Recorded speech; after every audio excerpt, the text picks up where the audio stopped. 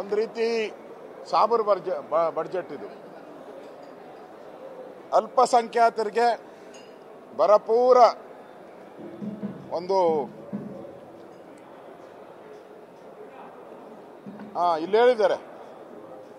ಏನು ಹೇಳಿದ್ದಾರೆ ಅಂದರೆ, ಆನೆಯನ್ನೇರಿಕೊಂಡು ಓದಿರಿ ನೀವು, ಆನೆಯನ್ನೇರಿಕೊಂಡು ಓದಿರಿ ನೀವು, ಕುದುರೆಯನ್ನೇರಿಕೊಂಡು ಓದಿರಿ ನೀವು.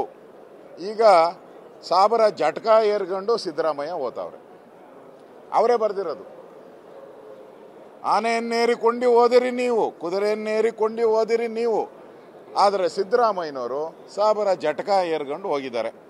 ಏನು ಅವ್ರಿಗೆ ಏನು ಕೊಟ್ಟವ್ರೆ ಅಂತ ಹೇಳಿದ್ರೆ, ಇಲ್ಲಿ ಇದೆ, ಇಲ್ಲಿದೆಯಾ ಪಾಯಿಂಟ್ಸು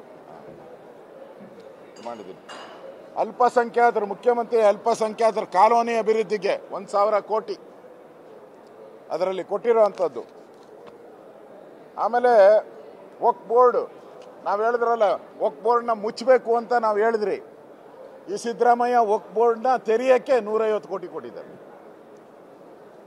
ವಕ್ಫ್ ಬೋರ್ಡ್ನ.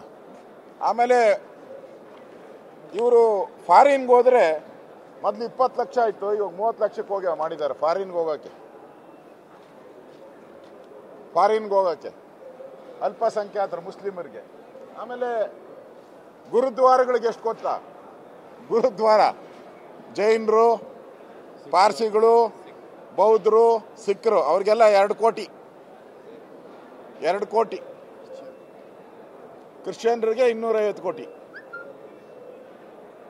ಅಂದರೆ ಇದೊಂದು ರೀತಿ ಸಿದ್ದರಾಮಯ್ಯನವರು ಓಟಿನ ಋಣ ತೀರ್ಸೋಕ್ಕೆ, ಮುಸ್ಲಿಮರ ಓಟಿನ ಋಣ ತೀರ್ಸೋಕ್ಕೆ ಓಟಿನ ಬಡ್ಜೆಟ್ ಅಷ್ಟೇ ಇದು.